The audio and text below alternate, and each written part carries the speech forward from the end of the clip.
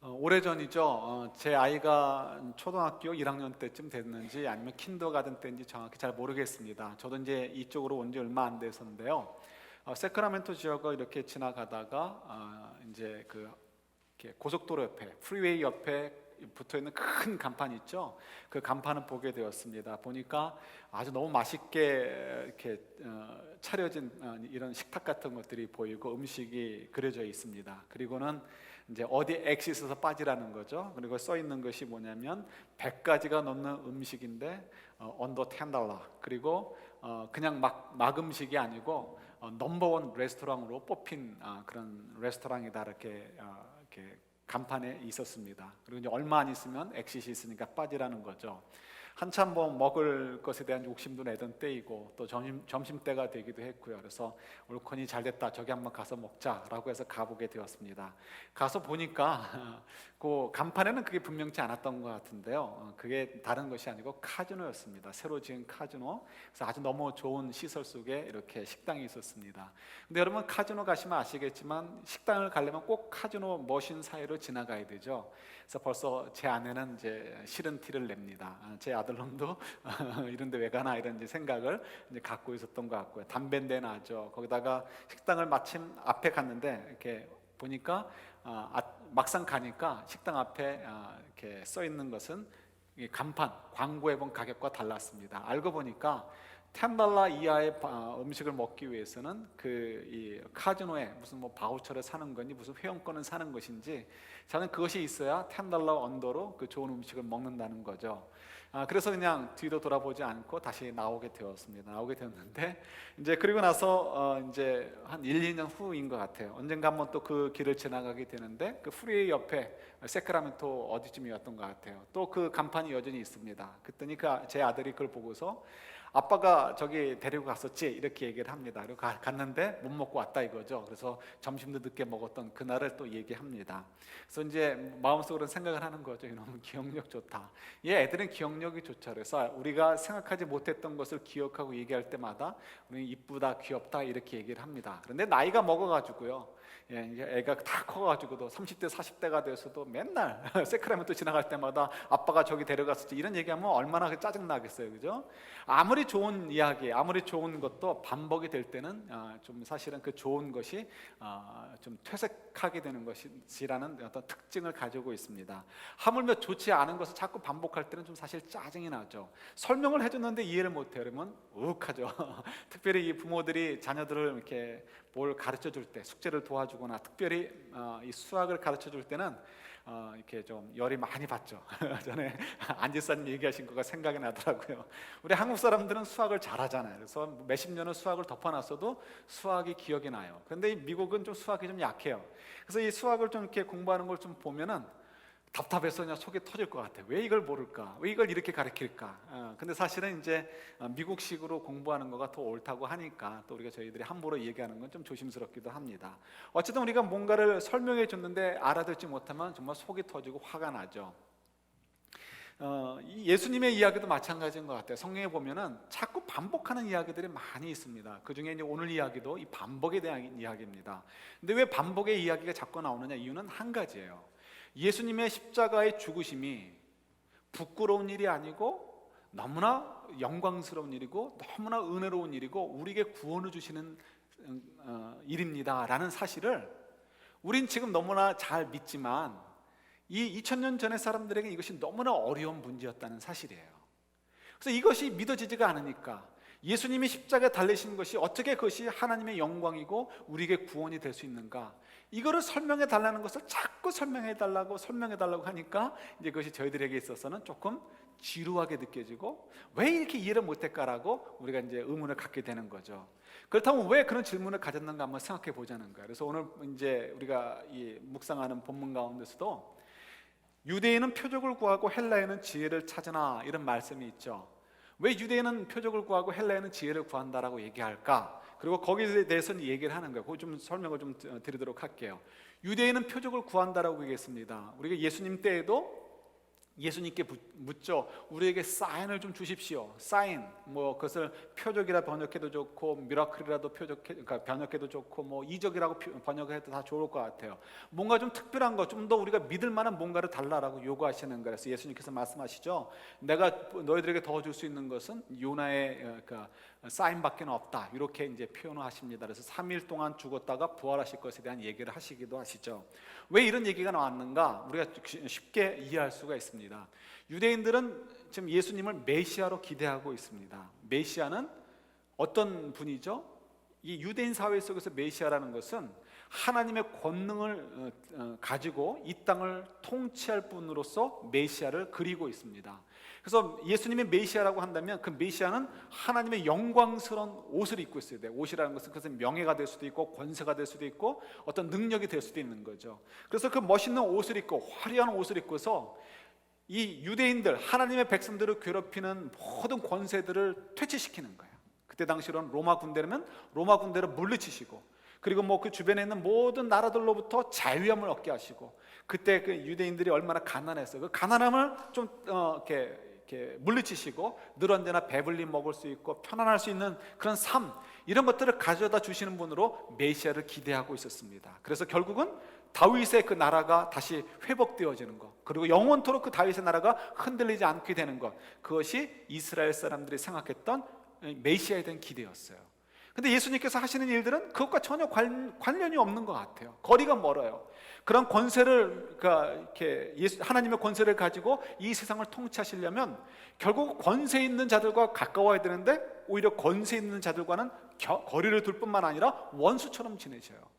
오히려 그런 권세를 줄 만한 사람들을 찾아다니셔야 되는데 그렇지 않고 오히려 유대 사회 속에서는 이류, 삼류, 사류 사람들로 이게 표현되어지는 그런 그러니까 천한 사람들을 오히려 찾아다니시고 그들과 함께 식사하시고 그들의 병을 고쳐주시고 그들과 함께 잠을 자시고 그들과 함께 잔치를 하시면서 지내시는 거예요. 그러니까 도대체 유대인들의 입장에서는 예수님을 좀 믿고 싶어도 믿을 길이 없는 거죠. 그래서 좀 믿고 싶으니까 어떻게 보면 가로 속에 그 마음이 담겨져 있을지 모르겠어요. 내가 당신을 믿고 싶은데 도대체 우리의 상식과 당신이 하는 것과는 일치가 되지 않느냐. 그러니까 좀 당신이 정말 우리 생각과 맞지 않아도 당신이 정말 하나님이 보내주신 그 거룩한 종 메시아라는 것을 좀 확증시켜줄 만한 그런 이적을 좀 보여주십시오. 좀 그런 마음을 가지고 요구하는 것이 우리에게 표적을 보여주십시오라고 얘기하는 것이죠.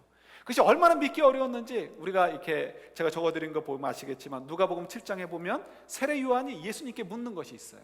제자들을 보내서 묻습니다. 당신이 정말 그이십니까? 우리가 기다렸던 하나님의 아들 예수 그리스도, 우리가 믿었던 그 메시아가 바로 당신이 맞습니까? 라고 질문을 하는 것을 보게 되죠. 여러분, 세례 요한이 오죽했으면 질문을 던졌겠습니까? 세례 요한은 태생의 비밀부터가 예수님과 관련이 있던 사람이에요. 그는 어려서부터 자랄 때 계속해서 예수님에 대해서 들었던 사람입니다. 그리고 많은 사람들 앞에서 예수님을 보고서 보라, 세상 죄를 지고 가는 어린 양이로다 라고 외쳤던 사람이 바로 세례 요한이에요. 그리고 물로 세례를 주고 성령께서 비둘기와 같이 임했던 그 시간에 함께 있었던 자가 바로 세례 요한이에요. 그러나 그 세례 요한조차도 결국은 유대인이 가지고 있었던 그런 사고 속에서 예수님을 이렇게 견주어 보려고 하니까 맞아떨어지지 않는 거예요. 그래서 세례 요한조차도 마음속에 믿음이 흔들리는 거죠. 당신이 정말 우리가 기다렸던 하나님의 아들 메시아가 맞습니까? 당신이 정말 제2의 모세인 우리의 구원자가 맞습니까? 라고 질문을 하는 거예요. 그때 예수님께서 답을 하시죠. 너 가서 세례 요한의 제자들에게 얘기합니다. 너 가서 세례 요한에게 이렇게 얘기해줘라. 저는 자들이 일어나고 눈먼 자들이 눈을 뜨고, 이런 이야기들을 통해서 예수님께서 무엇 하시는 것인가를 다시 한번 확인해 주시는 것을 우리가 이 말씀을 통해서 보게 되는 거죠. 여러분 어떠세요? 유대인들이 믿지 못하고 그래서 좀 더 표적을 보여주십시오. 표적을 좀 더 보여주십시오라고 했던 요구에 대해서 조금 이해가 되십니까? 또 두 번째 요구를 한번 보도록 할게요. 이건 헬라인들의 요구예요. 이 헬라인들의 요구도 여전히 계속해서 반복이 되는 거죠. 마치 유대인들이 이렇게 새로운 표적을 보여주십시오라고 했던 요구가 예수님 때에도 있었고 또 예수님이 돌아가시고 나서 바울의 때에도 고린도 교회에서도 있었던 것처럼 헬라인들의 요구도 계속해서 시대를 넘어서 반복되어지고 있다는 것을 저희들이 알 수가 있습니다. 근데 헬라인들이 요구하는 것은 뭐죠? 지혜를 달라는 거. 이 지혜가 뭘까? 이 지혜라는 것은 이렇게 굉장히 우리가 좀 이렇게 생각하는 것과 좀 다릅니다. 지혜하면 저희들은 어떻게 하면 주식을 잘 투자해서 많은 것을 남길 수 있을 것인가? 어떻게 하면 싼 값에 집을 사가지고 그 집의 가격을 높이 올려서 팔아먹을까? 이런 것이 지혜처럼 생각이 되어집니다. 그러나 이 그리스 사람들이 얘기했던 지혜, 이 소피아라는 것은 그런 지혜가 아니고 궁극적으로 구원에 이르게 하는, 우리가 생각하는 구원과 좀 달라요. 그러나 구원에 이르게 하는, 우리들의 인생을 만족해 하는 어떤 지혜를 가지고 지혜다라고 얘기를 합니다. 그래서 이 지혜라는 것은 어떻게 보면 플라톤 철학에 나오는 이데아와도 관련이 있습니다. 이 플라톤 철학하면 우리가 좀 이건 철학의 이야기 아닌가 싶은데요. 서양 사고에 있어서 이 플라톤을 띄워놓고는 이 성립이 되지가 않습니다. 그래서 지금도 철학하는 모든 사람들은 결국은 플라톤의 철학을 가지고 이렇게 거기다가 뭐 양념을 더하거나 빼거나 하면서 요리하는 것이 철학이다라고 철학자들이 얘기할 정도죠. 그래서 세계에서 가장 뛰어난 천재가 누구냐 그러면 첫 번째로 꼽는 사람이 바로 플라톤이기도 하죠. 이 플라톤의 철학 이데아라는 것은 결국 이거예요. 우리가 이 육체 속에 있을 때에는 우리가 영원히 자유롭지 못한 감옥 속에 갇혀져 있는 거예요. 그래서 이 감옥 속에 갇혀져 있기 때문에 참된 선에, 궁극의 선에 이르지 못하고 참된 행복을 누리지 못한다는 거예요. 그러나 우리가 이 육체에서 벗어나게 되면 이데아, 궁극의 선의 세계에 도달할 수 있기 때문에 그때가 되면 우리가 참된 자유, 참된 구원을 누릴 수 있고 참된 행복을 누릴 수 있다 하는 것이 이제 플라톤 철학의 어떤 핵심이기도 하죠. 이런 저런 모양의 이제 이런 철학적인 장르들이 있지만, 가지들이 있지만 결국 이제 그리스 철학의 어떤 큰 흐름은 이런 것들과 관련이 있습니다. 그런데 이 헬라 사람들의 입장에서, 그러니까 이 지혜라는 것은 어떻게 하면 우리가 이 육신의 삶에서 벗어날 수 있을 것인가에 대한 것이 이 지혜와 관련이 있고, 그것은 결국 우리가 생각하는 것과 좀 차이가 있지만 구원과도 관련이 있습니다.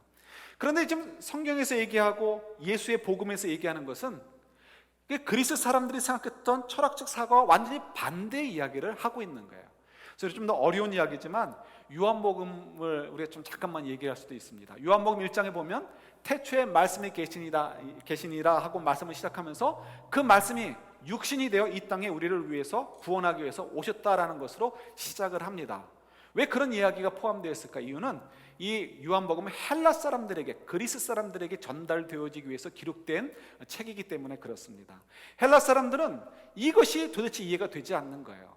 우리가 구원을 얻기 위해서라면 이데아의 세계로 가야 되는데, 그러기 위해서는 육체를 벗어버려야 되는 거예요. 그런데 이 열등한 육체를 오히려 입고서 우리를 구원하기 위해서 찾아오셨다라는 예수님의 복음은, 이건 어불성설, 우리 한문으로 어불성설이라는 것이 있죠. 말이 되지 않는 거예요. 그러니까 이것이 이제 이 헬라 사람들에게 참 이해하기 어려운 부분이죠. 그래서 우리 요한복음 8장 32절에 보면 진리를 알지니 진리가 너희를 자유케 하리라. 이것은 어떻게 보면 그들이 생각할 때, 이 진리는 사실은 예수님을 얘기하는데, 그들이 그리스 사람들이 생각할 때는 참된 지혜를 알지니 그 참된 지혜가 너희를 자유케 하리라라는 그들의 어떤 모토와도 연결이 되는 거죠. 그래서 결국은 참된 지혜는, 참된 진리는 예수 그리스도다 하는 것을 설명해 주는 것입니다. 자, 그런데 이제 이거 좀 어렵지만 조금 더 이제 요약해서 설명하면 이렇게 할 수 있어요. 결국은 예수 그리스도의 십자가와 관련이 있어요. 유대인들로 다시 돌아갈게요. 고린도 교회에 유대인들이 있었어요. 그들이 예수님의 복음을 그대로 받아들이기가 힘들어요. 왜 힘들까? 결정적으로 어려운 것이 뭐냐면 십자가예요. 십자가는 우리 신명기서 21장 23절에 보면 나무에 달려 죽은 자는 하나님의 저주를 받아 죽은 자다라고 설명이 되어 있습니다. 그래서 나중에 누군가가 이 언약의 땅에서 하나님의 저주를 받아서 나무의 십자가에 달려 죽게 되면, 그러면 어떻게 하라고요? 해 질 때까지 두지 말고 거둬두리라는 거예요. 왜냐하면 혹시라도 그 죄 때문에 이 거룩한 땅, 언약의 땅이 더럽혀질 수 있으니까 해 지기 전에 그것을 치우라 할 정도로 이 십자가에 달려 죽는다는 것, 나무에 달려 죽는다는 것은 굉장히 저주스러운 죽음이었습니다. 하나님께서 그렇게 말씀해 주신 거예요. 그러니까 나중에 예수님이 돌아가시고 아리마대 요셉이 어떻게 용기를 내서 예수님의 시체를 내려달라고 했을까? 이게 다 신명기서의 어떤 이렇게 말씀의 백그라운드가 있으니까 산헤드린 사람들, 유대인들도 그것을 방해하거나 반대할 근거가 없는 거예요. 자, 다시 돌아온다면 유대인들의 입장에서는 십자가에 달려서 하나님의 저주로 죽었다고 한 예수를 어떻게 하나님의 아들, 우리의 메시아로 인정할 수 있겠느냐? 이게 정말 말이 안 되는 거예요. 물과 기름이 섞일 수 없는 것처럼 이게 잘 맞아떨어지지 않는 거예요. 그러니까 정말 이것이 힘들어서 정말 믿기 어려워요. 그러니까 좀 더 믿고 싶으니까 표적을 달라 이렇게 자꾸 요구하는 거죠. 헬라 사람들도 마찬가지예요. 이 십자가의 사건은 도대체 이해할 수 없는 것입니다. 왜냐하면 인간의 몸을 가지고 입고서 이 땅에 오신 것만도 이 어불성설인데, 하물며 이때 당시에 1세기 당시에 이 헬라 사람들에게 십자가라는 것은 굉장히 아주 수치스러운 죽음이었습니다. 로마 시민은 이 십자가 처형을 받지 않습니다. 이 로마 시민이 아닌 사람들이거나 슬레이브들, 노예들만 십자가 처형을 당했거나, 아니면 특별한 경우, 그러니까 이게 국가에 반란을 일으켜서 반란의 수계 정도쯤 돼야 십자가에 달렸던 것이 당시의 풍습이었습니다.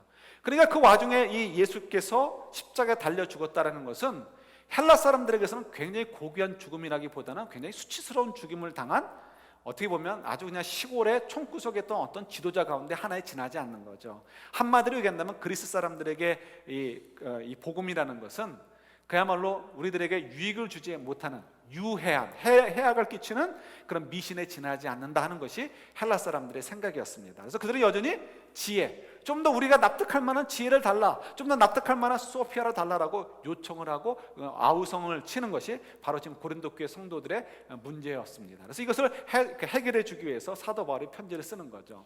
여러분, 이거 참 이해하기가 어려워요. 그래서 여러분이 유대인들이 표적을 달라, 또 그리스 사람들이 이거 이렇게 지혜를 달라 하는 그 참새가 짹짹거리는 것처럼 자꾸 반복하는 것을 이해 못하셔도 좋아요. 이렇게 하면 여러분 좀 더 쉬울 수 있습니다. 오래전에 봤던 일종의 만평인데요, 기독교를 좀 조롱하는 만평이 있었습니다. 그래서 그때 그걸 보면서 참 그럴 수 있겠구나라는 생각을 했었는데, 그거를 사진을 좀 남겼으면 좋은데 쉽게 또 찾을 줄 알고요, 어려다 뒀는데 그걸 못 찾겠더라고요. 그래서 제가 그냥 말로만 설명할 수밖에 없습니다. 여러분 잘 좀 들어주시면 좋을 것 같아요. 어떤 사람이 기독교인에게 묻습니다. 너희들은 왜 이렇게 십자가를 가지고 애지중지하느냐? 여인들은 목에 걸고 이렇게 저희들 십자가를 이렇게 잘 우리가 또 두고 십자가를 사랑하잖아요. 교회 지붕에도 십자가를 걸어놓고요. 그래서 우리가 얘기하죠. 그분이 얘기합니다. 그리스도인이 얘기하는 거죠. 예수님께서 우리를 위해서 십자가에서 죽이심을 당했기 때문에, 그래서 우리가 구원을 얻어서 십자가를 그렇게 애지중지합니다, 우리가 사모합니다 라고 대답을 합니다. 그랬더니 그 사람이 조롱을 하면서 비웃으면서 얘기를 합니다. 왜 비웃으면서 얘기하느냐? 그게 말이 안 된다는 거죠. 왜 말이 안 되느냐? 만약 그럼 예수님이 십자가에서 죽으셔서 너희들이 십자가를 그렇게 사랑한다면 이런 경우는 어떻게 하겠냐는 거예요. 그래서 첫 번째 얘기하는 것이 그 교수형을 당했다 치자 이거예요. 만약 너희들이 예수가 교수형을 당했으면 너희들 교회 꼭대기에다가도 교수형을 하는 거 있죠? 이렇게 나무에다가 이렇게 줄을 달아놓고 예배 볼 때에도 그걸 갖다 여기다 붙여놓고 여자분들의 목걸이는 그걸 가지고 달고 다니겠냐는 거예요. 또 요즘은 테러리스트가 많잖아요. 테러리스트는 뭐를 죽이죠? AK-47이라는 총으로 죽인단 말이에요. 그럼 예수님이 만약에 그런 총으로 죽임을 당했으면 여자분들은 목걸이에 뭘 달고 다녀야 되는 거예요? 총을 달고 다녀야 되고, 우리는 여기다 뭘 걸어놔야 돼요? 우리 러시아에서 직접 수입을 해가지고 그 총을 걸어놓고 이 교회 건물 꼭대기에는 뭘 걸어놔야 돼요? 총을 걸어놓겠냐는 거예요. 여러분 이해가 되시죠? 믿지 않는 자들에게는 이것이 이해가 되지 않는 거예요. 맞아요. 지금 바로 1세기 당시에 이 고린도 교회 성도들이 갖는 질문들, 바로 그렇게 기독교를 조롱하려고 하는 사람들이 갖는 질문과 동일한 거예요. 지금 저희들은 이해할 수 없어요. 우리는 너무 이 십자가가 소중하고 이 십자가는 정말 너무나 아름다운 것이기에 우리는 이해할 수 없어요. 그러나 그때 당시 사람들의 입장으로 생각한다면, 조금 전에 우리 이 시대에 사는 어떤 사람들이 조롱하는 그 만화를 생각하면 우리가 좀 더 쉽게 이해할 수 있을 거예요. 그래서 이 고린도 교회 성도들에게 어떻게 하면 이것을 잘 납득시켜 줄 수 있을 것인가, 우리가 왜 이 십자가를 사랑하는지를, 왜 이 십자가가 정말 부끄러운 것이 아닌지를 설명해 줄 수 있을 것인가에 대한 고민을 할 수밖에 없는 거죠. 사도 바울이 그 고민을 풀기 위해서 이 답을 주고 있는 것이 오늘 본문의 내용이기도 합니다. 그래서 이 본문의 내용을 잘 이해해야 우리 고린도 전서 전체의 문제들을 해결할 수 있는 방법을 우리도 발견할 수 있게 되고요. 그래서 그 속에서 우리가 어떤 그 문제 해결점을 찾아갈 수 있게 되고 우리의 삶도 바꿔갈 수 있는 거죠. 고린도 교회는 정말 문제가 많았던 교회입니다. 그래서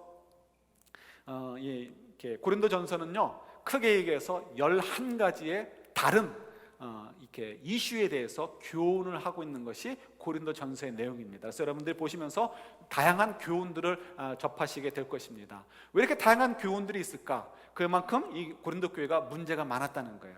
그래서 나중에 보게 되면 정말 저희들이 인상을 팍 찌푸릴 만한 일들이 참 많이 있습니다. 예를 들어서 그 중에 한 가지만 얘기해도 그냥 뭐 쉬운 거로 얘기한다면 사도 바울을 그들이 존귀하게 여기지 않았어요. 존경하지 않았어요. 사도 바울 때문에 그들이 복음을 받아들이게 되었습니다. 사도 바울 때문에 예수님을 믿게 되었어요. 사도 바울 때문에 고린도의 교회가 세워졌어요. 그럼에도 불구하고 이상하게 사도 바울을 굉장히 업신여겼습니다. 왜 그랬을까? 이유가 있어요. 고린도라는 도시는요, 이렇게 BC 100년 전쯤에, 그러니까 BC 100년쯤에 이렇게 로마에서 완전히 폐허가 된 도시였습니다. 그러다가 이제 BC 40년쯤에 다시 로마에 의해서 건설이 되었는데, 그때 건설을 잘 해가지고요, 그리스 전체에서 가장 큰 도시가 되게 되었습니다. 도시가 커졌으니까 어떻게 됐을까요? 땅값이 오르고 집값이 오르죠. 고린도에 사는 사람들이 떼부자가 되었습니다. 그걸 갖다가 우리 한국에서 뭐라고 얘기하죠? 졸부라고 그러죠. 졸부가 되었습니다. 경제가 활성화되니까 그리스 사방에서부터 사람들이 몰려듭니다. 돈을 벌기 위해서 몰려들게 되는 거죠. 그래서 그 속에서는 수많은 사람들이 각양의 문화와 각양의 종교들을 가지고 오게 되고, 그래서 이 고린도 교회는 굉장히 복잡할 수밖에 없는 그런 태생적인 비밀들을 가지고 있습니다. 그런데 그러다 보니까 이 사람들이 어떤 것에 빠지게 되냐면 갑자기 부유하게 되었어요. 눈에 보는 것이 없죠. 거기다가 하나님께서 성령의 은사들을 허락해 주셨어요. 예를 들어서 방언을 참 많이 했던 교회가 고린도 교회 성도들입니다. 그러니까 이 사람들이 생각할 때는 이 방언이 많은 은사들 가운데 그냥 하나에 지나지 않음에도 불구하고 천사의 말로 생각을 하는 거예요. 그래서 가장 고귀한 존귀한 영적인 깨달음을 깨달은 존재들이다라고 스스로를 생각을 했어요. 그러니까 영적으로도 이만큼 교만하게 진 거예요. 그러니까 자기들은 부유하고 영적으로도 아주 굉장히 최고의 경지에 올라왔다라고 생각하니까 이들이 생각할 때 부활도 필요 없다라고 생각하는 사람도 있게 되고, 이렇게 살든 저렇게 살든 나는 영적인 수준에 도달했으니까 아무렇게 살아도 된다라고 해서 자기의 아버지의 아내, 그러니까 새엄마쯤 되겠죠. 그런 여인과 동침하면서도 교회에서 자랑을 하고 교회 속에서 리더십을 발휘하는 일들이 벌어지게 되는 거예요. 그리고 그러다 보니까 십자가의 길, 겸손하게 자기의 모든 권리를 내려놓고 방언이 아니라 방언의 할아버지도 할 수 있는 바울이 그런 것들을 다 감추면서 지내는 것을 이해를 못하는 거예요. 십자가의 길을 가는 것을 이해를 못하는 거예요. 그러니까 사도 바울을 업신여기게 되고 굉장히 못난 사람으로 생각하고 자기들보다 열등한 사람으로 여기는 일들이 벌어지게 되는 거예요. 이것이 이제 고린도 교회에 있었던 일들이 되는 거죠. 그래서 이제 이 문제들을 해결하기 위해서 사도 바울이 이 십자가의 길이 정말 참 지혜다라는 것을 설명해 주면서 이 문제를 해결해 가는 것을 우리가 보게 됩니다. 그래서 좀 더 쉽게 얘기하면 이거에 되는 거예요. 여러분, 당시에 이제 유명했던 이렇게 철학자들 가운데 소크라테스가 있습니다. 당시라기는 뭐하고 그때로부터 300-400년 전의 일이죠. 그렇지만 그때야 다 아는 거죠. 소크라테스 누군지 다 알고, 소크라테스가 했던 일들을 다 알죠. 그 중에 그가 했던 이야기를 아마 다 알았을 거라고 생각이 듭니다. 소크라테스가 했던 얘기가 뭐예요? 사람들을 만나면 얘기하면 너 자신을 알라, know yourself. 너 자신을 알라, 너 자신을 알라 얘기하는 거죠. 지금 아마 이 사도 바울이 고린도 교회 성도들에게 질문을 던지는데 그거를 염두에 두고 질문을 던진 것이 아닌가 이런 생각이 듭니다. 너 자신을 좀 돌아봐라 이렇게 얘기하는 거예요. 지금 고린도 교회 성도들은 여전히 십자가의 길을 인정하고 싶지 않은 거예요. 그래서 계속해서 표적을 보여달라, 계속해서 이렇게 어떤 지혜를 달라라고 얘기하고, 십자가로 말미암아 우리를 구원하신 하나님의 참 지혜로 받아들이려고 하지 않는 상태에 있어요. 그런데 이제 사도 바울이 얘기하는 거예요. 너 자신을 좀 돌아보라 이거예요. 그러면서 하시는 얘기가 있죠. 너희들이 구원을 받을 때 너희들 중에 권세가 있었던 사람, 너희 중에 돈이 많았던 사람, 너희 중에 명예가 많았던 사람, 너희 중에 잘난 사람이 얼마나 됐었냐 이렇게 질문을 하는 거예요. 너희들이 구원받을 때 얼마나 몇 사람이나 정말 권세 있었고 세상의 지혜에 합당한 사람들이 있었냐는 거예요. 몇 사람 없었다는 거예요. 그러니까 너희 자신을 돌아보라는 거예요. 너희 자신이 얼마나 형편없었을 때, 너희들 자신이 스스로 돌아보기에도 얼마나 정말 가난하고 세상적인 지혜가 없었고 세상적인 권력이 없었고 세상적인 잘남이 없을 때 하나님께서 너희들을 구원해 주지 않았느냐. 근데 그 구원은 어떤 것으로 구원을 주셨다고요? 너희들이 생각할 때 정말 도대체 받아들일 수 없다라고 얘기하는 하나님의 지혜로, 예수 그리스도의 그 십자가의 지혜로 너희들을 구원해 주신 것이 아니냐, 이것이 하나님의 지혜가 아니냐라고 얘기하시는 거죠. 그러니까 너희들이 무엇 때문에 구원을 받았느냐? 하나님의 지혜로 구원을 받았다는 거예요. 그 지금 고린도 사람들이 받아들일 수 없는 그런 방법으로 구원을 받았으니까 너희들이 그 구원받은 것을 생각한다면 하나님의 지혜가 옳다라는 것을 인정할 수밖에 없지 않느냐라고 얘기하는 거죠. 일종의 논리 싸움을 하는 거예요. 그래서 결국 고린도 교회 성도들이 구원받은 것은 그들이 추구하는, 그들이 놓지 못하는 세상의 지혜, 세상의 권력, 세상의 돈, 세상의 자랑, 이런 것 때문이 아니라 결국 그들이 거부하고 싶고 인정하고 싶지 않고 동의할 수 없는 예수 그리스도의 십자가, 하나님께서 낮아지셔서 우리의 인간의 몸을 입고 오셔서 사람들에게 뺨을 맞고 사람들에게 침뱉음을 당하면서 십자가를 지심을 통해서 우리를 구원해 주셨다는 그 놀라운 지혜, 그것 때문에 우리가 구원을 얻었다는 것을 확인하게 하시는 거죠. 그를 통해서 어떻게 해요? 사도 바울의 이야기를 통해서 고린도 교회 성도들은 이제는 고개를 끄덕일 수밖에 없는 거예요. 왜요? 자기들이 그렇게 구원을 받았으니까. 그래서 사도 바울이 확증해 주는 거죠. 세상의 지혜가 옳으냐, 하나님의 지혜가 옳으냐, 세상의 방법이 옳으냐, 하나님의 방법이 옳으냐는 거예요. 세상에서는 경쟁을 해요. 돈이 많고 권력이 많고 예쁘고 잘생기고 뭐 건강하고 이런 사람들이 대우를 받고 이런 사람들이 높아지는 거예요. 그러나 하늘나라에서는 그렇지 않다고 얘기하는 거예요. 낮아지는 자가 높아진다라고 얘기하시고 예수님께서 그렇게 본을 보여주셨어요. 어떤 것이 참 지혜냐는 거예요. 분명하게 확인해 주는 거죠. 예수님께서 우리에게 보여주신 것이 그것이 참 지혜라는 거예요. 그래서 참 지혜를 따라 살라라고 얘기하고 있는 것이 오늘 본문의 내용이기도 하죠. 그러면서 하시는 말씀이 있죠. 너희들 자랑하고 싶으면 다른 거 자랑하지 말라는 거예요. 뭘 자랑하라고요? 그리스도 안에서 자랑하라는 거예요. 그리스도 안에서 자랑하라, 이것도 우리가 오해할 수 있습니다. 이거 잘못하면요 서로 간증 싸움하라 하는 것처럼 느껴질 수 있어요. 예를 들어서 나는 정말 하나님을 잘 섬기고 기도도 열심히 했더니 하나님이 100억을 벌게 하셨어요. 이렇게 간증을 했어요. 뭐 앞에 나와서 간증을 하든 안에서 뭐 밑에 앉아서 떠들던 그렇게 얘기했어요. 근데 옆에 있는 사람은 여전히 갇힌 신앙생활하고 정말 진심으로 하나님을 섬기고 열심히 기도하고 참된 신앙생활을 했는데 그는 마이너스 100억이에요. 그럼 이게 어떻게 되는 거예요? 이것을 우리가 좀 헷갈릴 수가 있어요.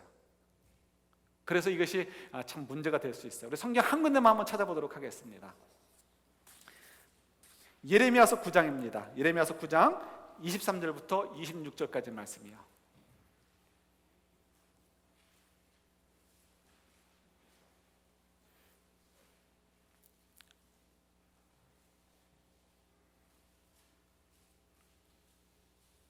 예레미야서 9장 23절부터 26절까지 말씀입니다.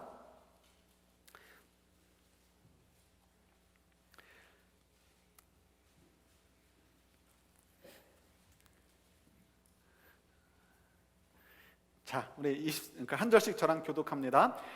9장 23절 제가 먼저 봤습니다. 여호와께서 이와 같이 말씀하시되 지혜로운 자는 그의 지혜를 자랑하지 말라. 용사는 그의 용명을 자랑하지 말라. 부자는 그의 부함을 자랑하지 말라. 자랑하는 자는 이것으로 자랑할지니 곧 명철하여 나를 아는 것과 나 여호와는 사랑과 정의와 공의를 땅에 행하는 자인 줄 깨닫는 것이라. 나는 이 일을 기뻐하노라. 여호와의 말씀이니라. 여호와의 말씀이니라. 보라, 날이 이르면 할례 받은 자와 할례 받지 못한 자를 내가 다 벌하리니 곧 애굽과 유다와 에돔과 암몬 자손과 모압과 및 광야에 살면서 살적을 깎은 자들에게라. 무릇 모든 민족을 할례를 받지 못하였고 이스라엘은 마음의 할례를 받지 못하였느니라 하셨느니라. 이 말씀은 이제 어떻게 이해를 해야 되느냐? 여기 보면은 이제 저희들이 25절에 보면 하나님께서 벌을 하시는데 누구를 벌하신다고요? 할례를 받지 못한 자들만 벌하시는 것이 아니고 할례를 받은 자도 벌하신다는 거예요. 오늘날로 표현한다면 교회를 안 다니는 사람만 벌하는 것이 아니고 교회를 다니는 사람도 벌하신다는 거예요. 이거 가슴이 좀 철렁해요. 이거 도대체 무슨 말씀이에요? 그럼 우리가 교회를 왜 다녀요? 그러니까 답이 밑에 있어요. 그 이게 뭐냐면 이 세상 사람들은, 교회를 다니지 않은 사람들은 할례를 받지 않았기 때문에, 교회를 다니지 않았기 때문에 벌을 받아요. 그런데 교회를 다니는 사람들, 할례를 받은 사람들은 왜 벌을 받아요? 무엇 때문에? 마음의 할례를 받지 않았기 때문에. 육체의 할례를 했지만 마음의 할례를 받지 않았기 때문에, 교회를 다니지만 마음에 거듭남이 없기 때문에, 성령의 세례를 받지 못했기 때문에 어떻게 해요? 구원을 받지 못하고 하나님의 벌을 받게 된다라고 말씀을 하시는 거예요. 그럼 어떻게 해서 우리가 그렇게 되느냐? 이거를 가지고 앞부분에서 보면 자랑이라는 말로 표현하고 있어요. 어떤 자랑이냐? 지금 유대인들이 자랑하는 것이 뭐냐면 그들이 자랑하는 핵심들을 보셔요. 용사들은 용맹함을 자랑하고, 부유한 사람은 자기 돈을 자랑하고, 권력 있는 사람은 자기 돈을 이렇게 권력을 자랑을 해요. 그러니까 자기가 자랑할 만한 것들을 자랑한단 말이에요. 그게 뭐냐면 이 사람들이, 유대인들이 생각했던 것은 자기들이 자랑할 만한 것들은 하나님이 자기들에게 선물로, 상으로 주신 것이다라고 생각을 했어요. 그래서 하나님이 주신 상이기 때문에 이거를 더 늘리는 것은 하나님의 복을 더, 축복을 더 누리는 것이다 생각을 했습니다. 그래서 하나님의 말씀하시는 원리대로 살지 않고 속이는 저울로 돈을 더 많이 벌면 나는 하나님의 축복을 받은 것이다 라고 생각을 했어요. 이삭을 남기지 않고 다 수확을 해서 내 창고를 가득 채우면 하나님의 말씀을 순종하지 않았지만 나는 하나님의 복을 받은 것으로 생각을 했어요. 연약한 사람들을 돌봐주고 나눠줘야 됨에도 불구하고 그들에게 나눠주지 않을 뿐만 아니라 나의 권력과 나의 지혜를 통해서 그들의 것까지도 빼앗아서 나의 창고를 더 늘리게 되면 그것이 하나님의 복을 받은 것이다 라고 생각을 했어요. 우리가 생각하면 말이 안 되는 거지만 유대인들은 그렇게 생각을 했단 말이에요. 그래서 성경에 나오는 유대인들의 다수가 다 하나님의 심판을 받고 하나님의 그 심판 아래서 저주받은 인생이 되었단 말이에요. 지금 그걸 얘기하는 거예요. 그래서 너희들 그런 거 자랑하지 말라는 거죠. 오히려 뭘 자랑하라고요? 너희들이 하나님을 아는 것을 자랑하라라고 말씀하고 계셔요. 하나님을 아는 것을 자랑하는 건 얘기가 뭐냐면 아까 좀 전에 말씀드렸듯이 하나님의 말씀대로 이삭을 남겨라, 어려운 사람을 도와주라, 너희들의 권리를 다 취하지 말고 다른 사람들에게 나눠주라는 하나님 말씀을 소중하게 여기는 것, 그것을 얘기하는 거예요. 하나님이 두렵고 하나님의 심판을 알게 되고 하나님 앞에 갔을 때 상 받게 될 것을 알게 되니까, 하나님을 알면 그런 것들이 다 알게 되니까 이 땅 속에서 누리게 되는 권력, 이 땅 속에서 누리게 되는 즐거움, 이 땅 속에서 누리게 되는 어떤 부유함, 이런 것들이 욕심이 나지 않는 거예요. 그래서 그런 것들을 자랑하지 않고 뭘 자랑해요? 하나님을 아는 것을 자랑하게 되니까 하나님을 따라 사는 것을, 이제 살게 되는 것을 얘기하게 되는 거죠. 그렇게 사는 것을 자랑하라고 얘기하고 계셔요. 이걸 고린도에 와서 얘기한다면 이렇게 되면 되는 거예요. 고린도 교회 성도도 마찬가지예요. 지금 너희들이 가지고 있는 부유함과 너희들이 알고 있는 어떤 그런 게 문화적인 다양함, 이런 것들을 자랑하지 말라라는 거예요.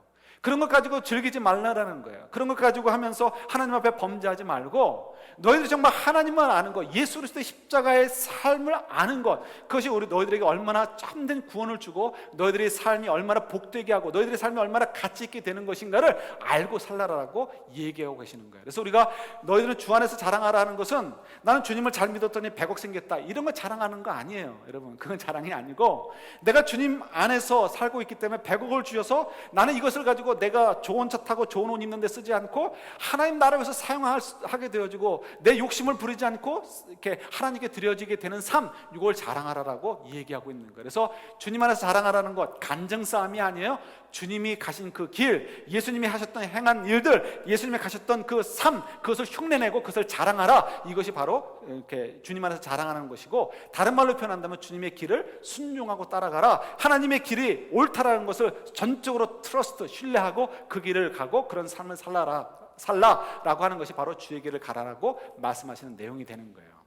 여러분, 이것이 참 어려워요. 너무 어렵습니다. 너무 어려워요. 그래서 정말 주님을 알지 못하면 이 길을 갈 수가 없습니다. 저로도 말씀드렸듯이 하나님을 안다는 것, 이거는 그냥 난리주를 아는 게 아니에요. 우리 곰 얘기를 했었죠. 여러분 기억나셔요? 제가 이렇게 곰 파게 갔는데, 사파리라고 말씀드렸잖아요. 차를 타고 가는데 차가 스탑이 됐습니다. 왜 스탑이 되냐면 곰이 다가왔어요. 처음에 너무 좋았죠. 근데 곰이 안 떠나요. 이유는 제 차의 범퍼에 붙어있는 그 벌러지들을 이렇게 핥아먹는 그 재미 때문에 떠나질 않습니다. 마음속에 걱정이 돼요. 이 기스나면 이거 렌트카인데 이거 어떡하나, 걱정이 되는데 마침 또 이 골프 카트카만한 차 타고서 한 아가씨가 왔어요. 와가지고 일하는 아가씨죠. 와가지고는 그 곰을 치우는데 저는 차로 밀어낼 줄 알았어요. 그런데 차로 밀어내는 것이 아니고 차에서 내리는 거예요. 그리고 맨몸으로 그 곰에게 다가갑니다. 제 가슴이 철렁했어요. 저 친구가 대학생쯤으로 보이는데 이거 아르바이트 잘릴까봐, 혹시라도 문제가 생겨서 아르바이트 쫓겨나서 돈을 못 벌까봐 급한 마음이 그냥 나왔나 보다. 이거 어떻게 해야 되나, 혹시라도 곰이 덤벼보면 내 차로 곰을 밀어버려야 되나, 이런 생각으로 머리가 복잡합니다. 빵빵거려야 되나, 저 아가씨 큰일 났네, 이런 생각하고 있는데요, 이 아가씨가 겁도 없이 가가지고 곰을 쓰다듬기도 하고 머리를 뒤에서 툭툭 치기도 하면서 끄집어내면서 발로 툭툭 칩니다. 그랬더니 곰이 뭐 이렇게 하다가 그냥 그 아가씨가 얘기하는 대로 명령하는 대로 제 차에서 떠나가지고 길을 가는 거예요. 여러분, 이럴 때 이 곰에 대해서 제가 이 곰을 안다고 하는 것과 이 아가씨가 이 곰을 안다는 것과 차이가 있다는 것을 알 수가 있어요. 저는 그 곰의 이름도 몰라요. 그러나 물어봤으면 곰의 이름을 알 수도 있겠죠. 예를 들어서 그 곰의 이름이 만약에 뭐 엘리옷이다면 엘리옷, 나는 그 곰을 알아라고 얘기할 수 있을지 몰라요. 그러나 성경에서 안다라고 할 땐 그것은 안다라고 얘기하는 것이 아니에요. 하나님을 안다라고 할 때 그건 안다에 들어가지가 못합니다. 안다라고 얘기하는 것은 그 아가씨가 그 곰과 사이에서 서로 아는 것을 가지고 얘기할 때 안다라고 얘기하는 거예요. 왜 그 곰이 그 아가씨에게 공격하지 않고 자기 뒤통수로 툭툭 치고 이렇게 가라고 해도 순종하고 갈 수 있었을까요? 이유는 간단해요. 태어났을 때부터 이 아가씨가 안고서 젖 먹이고 놀아주고 여태껏 케어를 해줬단 말이에요. 그러니까 이 아가씨가 자기를 사랑해주고 있고 자기를 돌봐준다는 것을 알고 있으니까 지금 자기는 제 차에 있는 그 벌레를 뜯어먹고 싶고 핥아먹고 싶지만, 그러나 이 자기를 도와주는 이 자매가 가라고 하니까 어렸을 때부터 그렇게 익숙해져 있으니까 신뢰하고 가게 되는 거예요. 이럴 때 이 두 사이를 서로 안다라고 얘기하고, 이것이 성경에서 얘기하는 야다라는 의미가 되는 거예요. 우리가 하나님을 아는 것을 사실은 자랑해야 돼요. 근데 이것이 어려워요. 하나님을 모르기 때문에 그런 거예요. 하나님을 안다면 하나님이 우리에게 말씀하신 요구의 말대로 우리가 십자가의 길을 가는 것이 쉬워요. 그런데 우리가 그 길을 왜 어려워할까요? 이유는 하나님을 잘 아직도 모르기 때문에 그래요. 그래서 이 하나님을 안다는 거 참 중요합니다. 제가 젊었을 때 한때 그런 때가 있었어요. 한 몇 달 정도 그랬던 것 같은데, 몇 달은 더 됐던 것 같아요. 식당에 가면은, 일반 식당이죠. 식당에 가면은 식사 기도하는 것이 창피했어요. 왜냐하면 제가 예수님을 믿는다는 것이 창피한 것이 아니고 나 같은 사람이 예수를 믿는다는 것가 창피했어요. 한참 저 자신에 대해서 자신감이 없었을 때였던 것 같아요. 그래서 제가 이렇게 예수님을 믿는다는 것이 누가 되는 것 같고 예수님께 좀 창피한 일이 되는 것 같아서 그냥 젓가락 뜯는 척하면서 잠깐 기도하고 밥 먹고 했습니다. 그럼 그때 마음속에 어떤 생각을 했냐면, 제가 나중에 잘 돼가지고 일종의 성공을 한 다음에 좀 폼나게 되면 그때는 좀 당당하게 식당에서도 기도해야지, 이런 마음을 가졌던 때가 잠시 있었어요. 이게 얼마나 어리석은 생각이에요. 하나님을 모르기 때문에 그러는 거죠.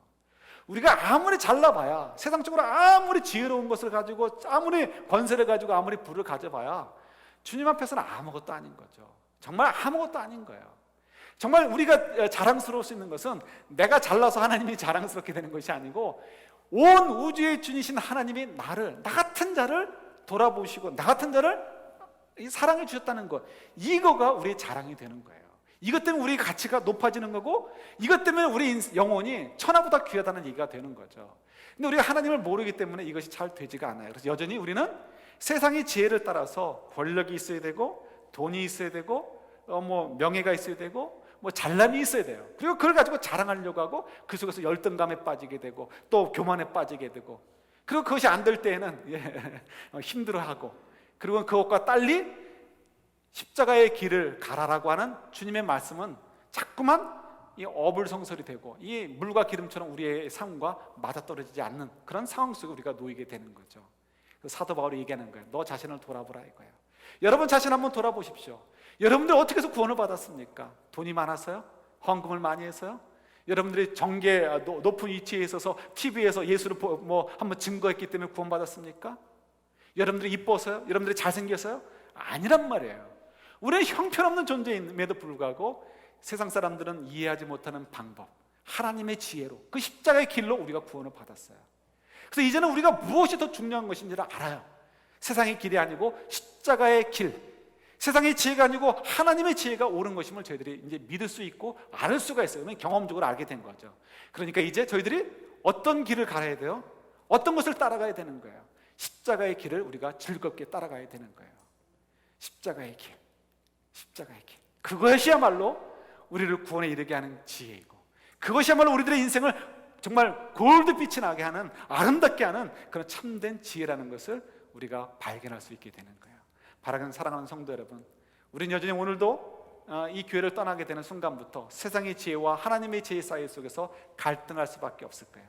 그러나 여러분, 그 순간에 내가 어떻게 구원을 받았는가 한번 생각해 보시면서 하나님의 지혜가 옳지, 그러니까 내가 십자가의 길을 가는 것이 내 인생을 정말 가치 있게 하는 것이고 내 인생을 정말 복되게 하는 것이다 라는 굳은 믿음을 가지시고 그 길을 가는 저와 여러분들 될 수 있기를 우리 주님의 이름으로 축원합니다. 아멘.